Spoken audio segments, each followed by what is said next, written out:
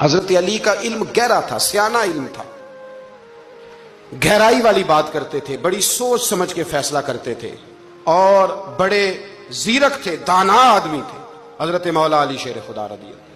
اور آپ کا فہم و فراست نرالا تھا۔ ایک شخص نے کہا جی میں نے ترس کھا کے ایک عورت سے شادی کیا، وہ بوڑھی تھی، ترس کھا کے نکاح کیا، میں جوان وہ بوڑھی ہے، پر میں قریب جاتا ہوں تو مجھے پتہ نہیں کیا ہوتا ہے،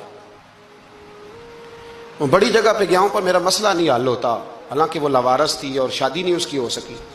تو حضرت علی شیر خدا فرمانے لگے بی بی کو میرے پاس لاؤ، عورت کو لاؤ۔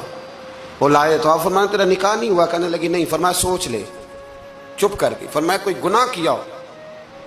خاموش ہو گئی۔ کہنے لگی میں نے میرا آغاز تھا جوانی کا تو میں نے ایک ناجائز بچہ پیدا کیا تھا، پھر اسے پھینک دیا، آبادی میں پھینکا۔ تو حضرت علی شیر خدا فرمانے لگے یہ تیرا وہی بچہ ہے